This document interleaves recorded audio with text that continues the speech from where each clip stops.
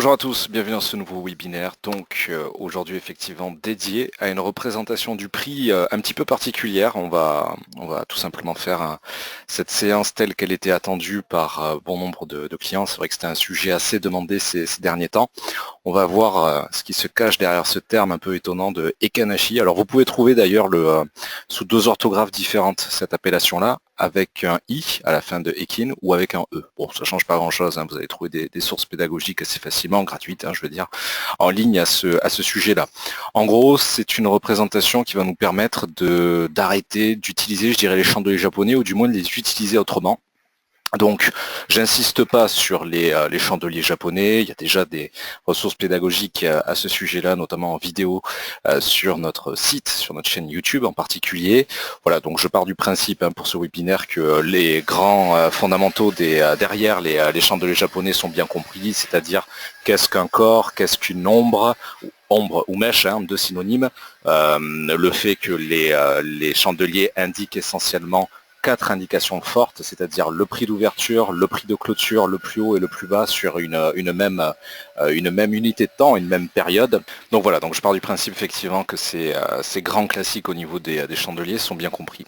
Alors pour ce webinaire, pour l'illustrer en tout cas, j'ai pris le DAX 30, l'indice allemand, comme exemple, comme indice de référence. Donc sous les yeux, en fait, on a deux fois la même représentation du DAX, à gauche comme à droite. Donc l'indice allemand est représenté en M30. Chaque chandelier ici représente 30 minutes d'évolution, évidemment.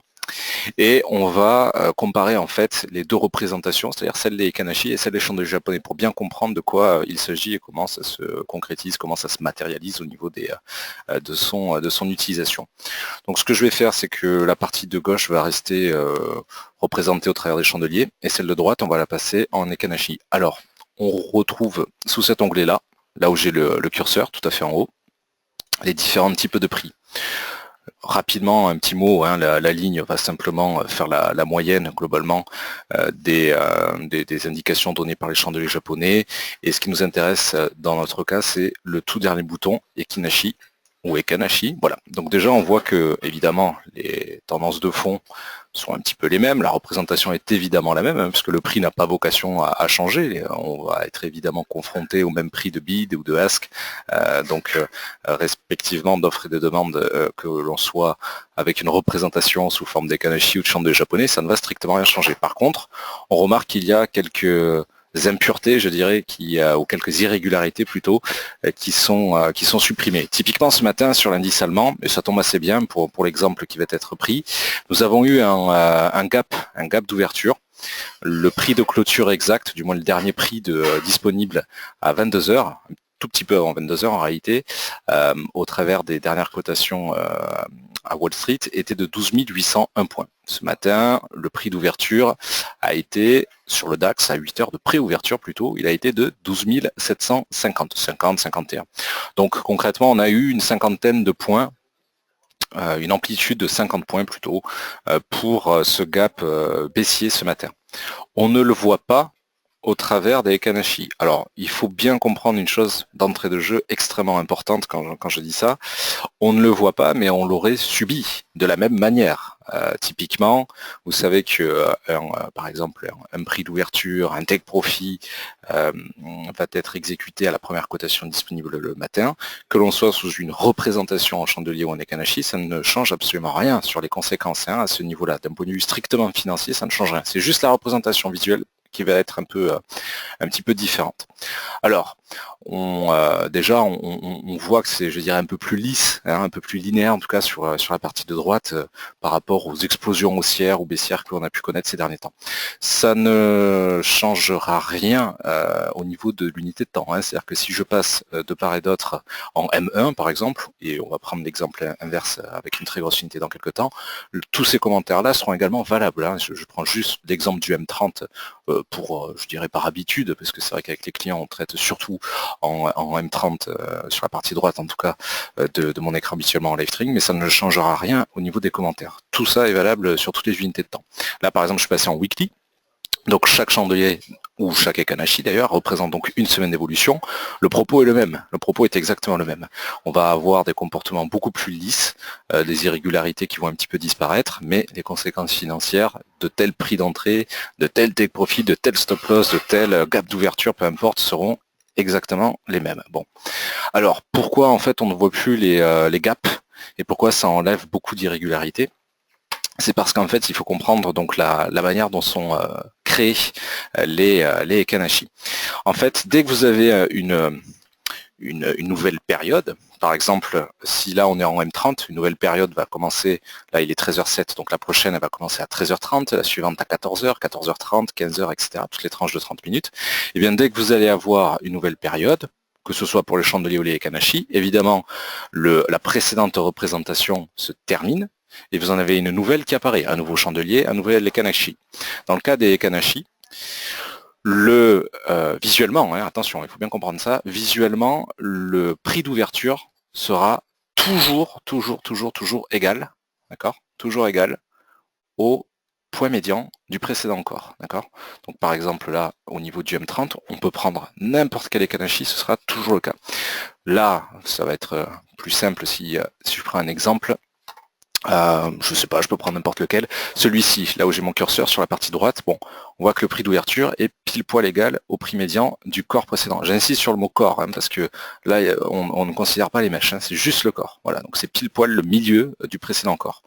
Alors on peut également le sortir, je dirais, au travers d'une petite formule mathématique, si vous le souhaitez, hein, mais une fois qu'on sait ça, c'est vrai que l'essentiel est dit. Hop, je vais vous le sortir comme ça, si vous voulez avoir la formule qui correspond, c'est-à-dire que le prix d'ouverture va être égal, le prix d'ouverture à l'instant T va être égal au prix d'ouverture du précédent, plus son clôture, plus son prix de clôture, et on divise par 2. Voilà, donc autrement dit, on fait la moyenne, hein, donc on arrive pile poil sur le prix médian. Alors, c'est vrai visuellement, mais attention, le prix, lui, il restera le même des deux côtés. Encore une fois, il ne faut pas se dire qu'à chaque nouvelle Ekanashi, on repart sur les cotations du précédent prix médian. J'insiste vraiment là-dessus parce que d'un point de vue financier, ça ne change rien. C'est vraiment juste visuel. Hein. Mais bon, ça peut être un détail qui fait toute la différence lors des premiers live trading en 2013 et 2014.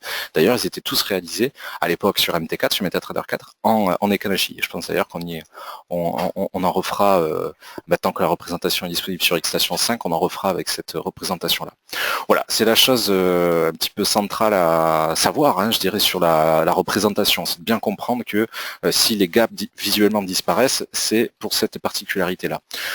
On peut faire une capture d'écran où vous, si vous regardez cette vidéo, vous pouvez mettre pause, vous verrez que de part et d'autre, c'est exactement les mêmes prix. Hein. Là, 12 764,5 des deux côtés. Hein. Voilà, j'insiste vraiment là-dessus. Hein. Il ne faut pas s'imaginer que ça change quelque chose au niveau financier sur l'impact que peut avoir un point d'entrée, un take profit, etc. Alors maintenant, on va voir quand même le plus important, c'est l'utilisation. Donc là, je vais me mettre en plein écran au niveau des Ekanashi.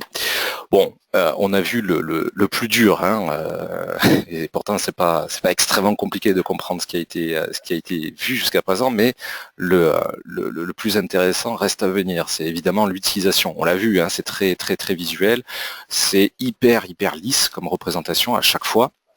Et donc il y a 5 règles, je dirais, hein, 5 petites règles pour les utiliser. En rappelant qu'aucun outil n'est suffisant seul, hein, c'est-à-dire qu'on ne peut pas utiliser seul les Ekanashi pour décider de rentrer ou de sortir sur le marché, hein, il faut l'utiliser en complément des autres vidéos de formation, des live training, webinaires, du calendrier économique, des outils techniques que l'on voit en temps normal. Donc, une tendance haussière, je pense que vous l'avez très vite compris pour ceux qui ne connaissaient pas l'outil, une tendance haussière va se matérialiser par par un Ekanashi plutôt vert, une fois qu'il est clôturé.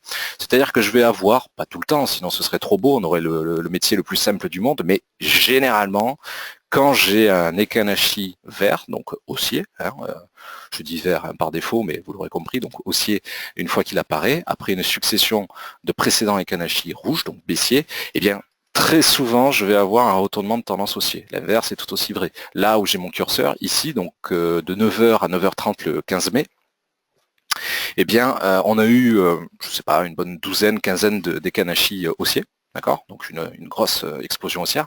Et puis voilà, de 9h à 9h30, j'ai eu cet Ekanashi de retournement rouge, baissier, et derrière, il faut bien comprendre que pour le considérer, il faut qu'il soit clôturé. Donc on se serait intéressé à sa clôture, on aurait été à 9h30 et quelques secondes, peut-être 9h31, une fois que nous sommes certains que le précédent Ekanashi est clôturé, 9h30 et je sais pas, 5-10 secondes, on aurait été sur les 12 812, et on voit effectivement en respectant cette règle de retournement que le plein potentiel baissier est allé jusqu'à 12 728. Je pars quand même de 12 800, voilà, 12 812 jusqu'à 12 700, allez, 30 on va dire. Donc j'ai quand même 80 points au maximum de plein potentiel, mais si on s'était contenté de respecter l'autre règle de retournement, c'est-à-dire d'attendre les Ekanashi verts cette fois-ci pour se dire que cette phase baissière est terminée, eh bien nous aurions été sur les 12 750. Donc autrement dit, il y avait en respectant juste cette petite règle, il y avait un potentiel raisonnable de 60 points à prendre ici entre 9h30 et 13h le même jour. Je prends cet exemple-là, mais on peut en prendre également dans l'autre sens, à la hausse. Ici, justement, après cette phase baissière, on a eu donc un Ekanashi vert qui est apparu, un retournement haussier à 12h30. Donc nous, on aurait attendu évidemment qu'il se termine. Donc en réalité, on l'aurait vu à 13h, une fois terminé, 13h et quelques secondes. À ce moment-là, la cotation était toujours le même jour, le 15 mai. La cotation était de 12 750 aussi. Bon, voilà. Et certes, on aurait pris 2 Ekanashi un petit peu rouges, donc là, le potentiel aurait été soit très limité, soit on aurait peut-être maintenu l'opération, soit on aurait pris un stop, histoire de montrer aussi des exemples plus compliqués. Et si on avait donc laissé reposer, je dirais, notre opération avec par exemple un stop qui aurait été, je sais pas, 12 705, donc qui n'aurait pas encore été touché, on aurait profité de cette embellie haussière jusqu'à 12 810 et ainsi de suite, ainsi de suite. Alors vous voyez, c'est pas si simple, parce qu'il y a plein de petits contre-exemples, sinon encore une fois, ce serait le métier le plus simple du monde.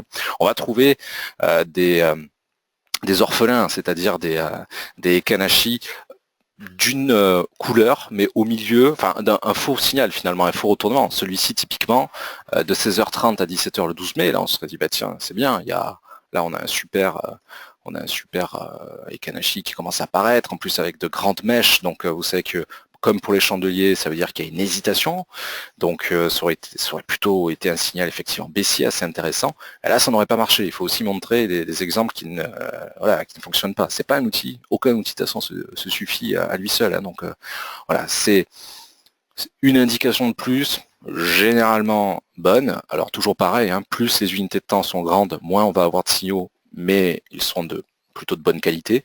Plus on va s'amuser à faire ça sur de petites unités de temps. Certes, on aura un grand nombre de signaux, mais ils seront, j'ai envie de dire, un petit peu foireux. Il y en aura beaucoup de mauvais signaux. Là, si je passe en M1, là j'ai un faux signal là où j'ai mon curseur, il y a quelques minutes, là aussi. Bref, c'est pas une brillante idée.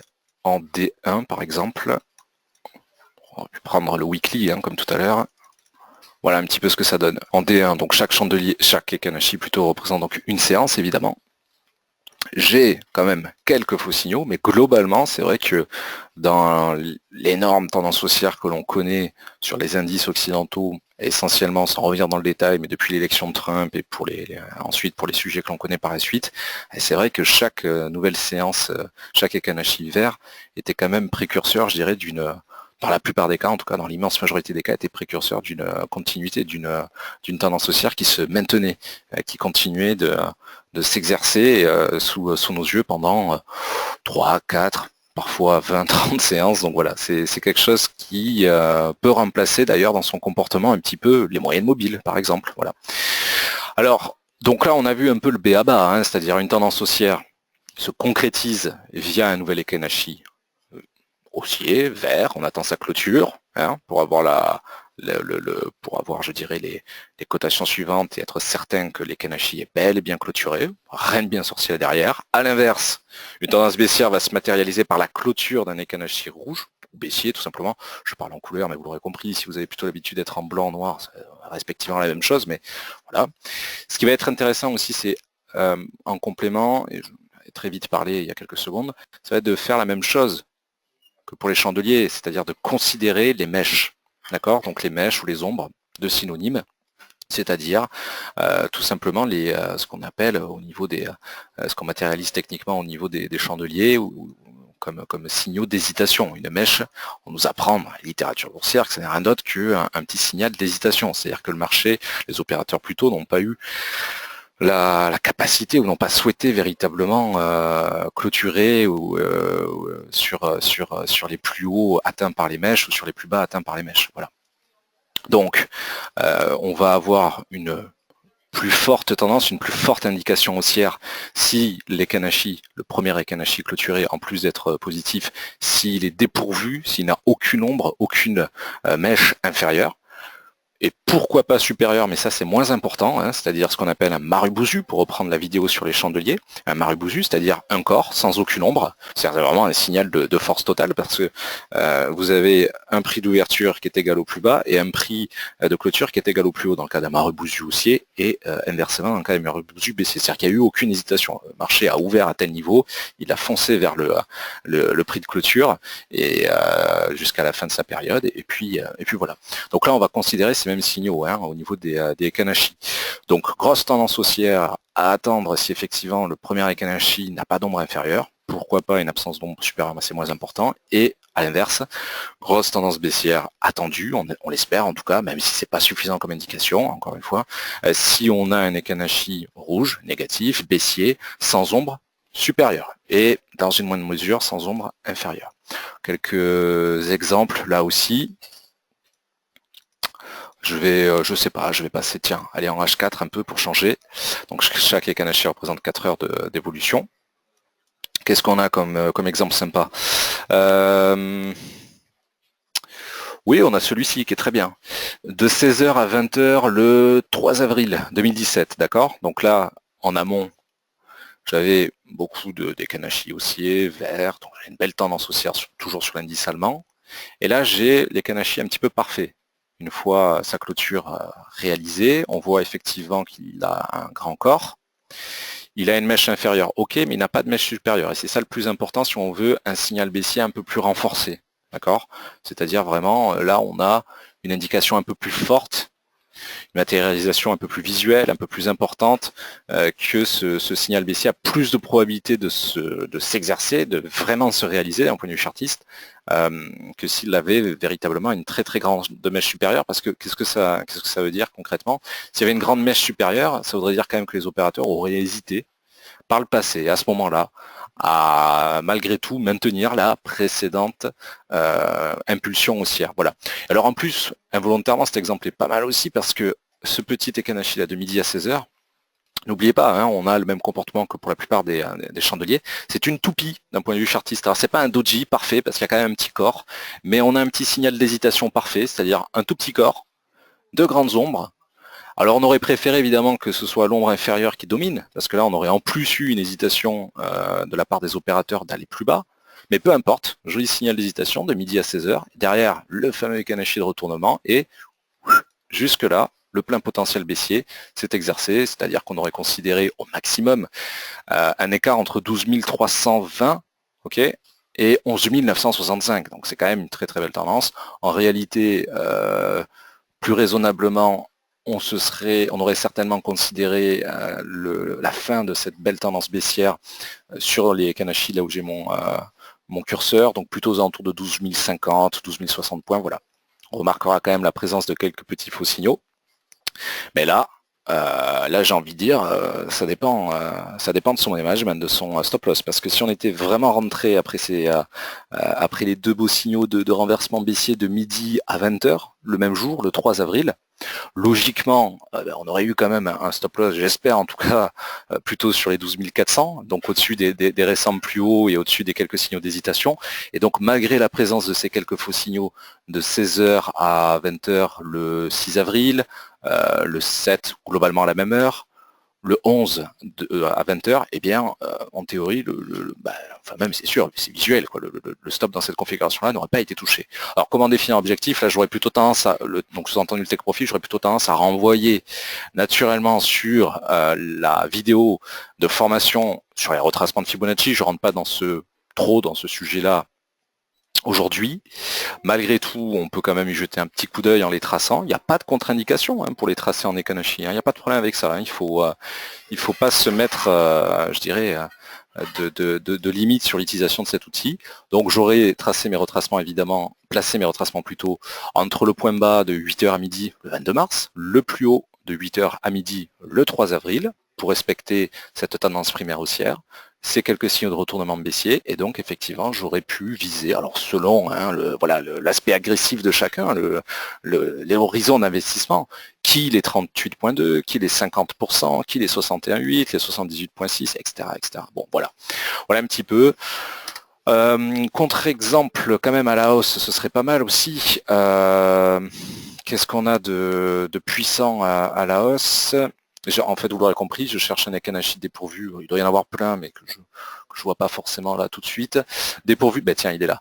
Dépourvu de mèche inférieure. Si on veut respecter ce qui a été dit tout à l'heure, c'est-à-dire le renforcement du signal de retournement haussier, mais donc malgré peut-être la présence d'une mèche supérieure, il nous faut un Ekanashi sans mèche inférieure. Et bien ici, c'est parfait. Là aussi, d'ailleurs, il y a eu juste avant une toupie, presque un doji d'ailleurs, parce qu'il y a un tout petit corps, mais bon, on aurait presque pu considérer ça comme un doji. Peu importe. J'ai une grosse tendance baissière, c'est celle que je viens d'analyser en plus, tiens. Donc voilà, du 3 avril jusqu'au 20. N'oubliez pas que je suis en H4, je suis sur une grosse unité de temps. Ce signal d'hésitation, de retournement, bon, suivi d'un Ekanashi dépourvu de mèche inférieure. Peut-être que nous ne serions pas tout de suite rentrés sur le marché, il faut... tout ça c'est de la théorie, donc effectivement dans la pratique il est rare, très rare que l'on prenne les points optimaux, il faut être très clair là-dessus. Allez, on va se donner un peu de marge de manœuvre, disons que nous serions rentrés peut-être un peu plus loin après le 20-21 avril, selon sa stratégie aussi, ce qui en découle au niveau du money management. Est-ce que c'est parce que nous aurions peut-être considéré dès lors que la phase baissière était terminée, peut-être par rapport à l'utilisation des retracements de Fibo, c'est-à-dire peut-être en se disant tiens, finalement on revient sur le Fibonacci supérieur. Bon, chacun voit selon sa stratégie à ce niveau-là. Et effectivement, derrière ça n'a pas trahi. On a eu l'explosion haussière que l'on connaît depuis, j'ai envie de dire dans laquelle nous sommes toujours. D'ailleurs, pour ceux qui verront la vidéo, elle est enregistrée à la date de diffusion, donc le mercredi 17 mai. Voilà un petit peu. Donc en synthèse, souvent, pas tout le temps, sinon ce serait trop beau. Et bon, voilà, moi j'insiste toujours sur les contre-exemples et sur l'importance de bien comprendre que ça n'est pas suffisant seul comme outil, aucun ne l'est, qu'il y a des faux signaux. Globalement, c'est super intéressant pour enlever les irrégularités.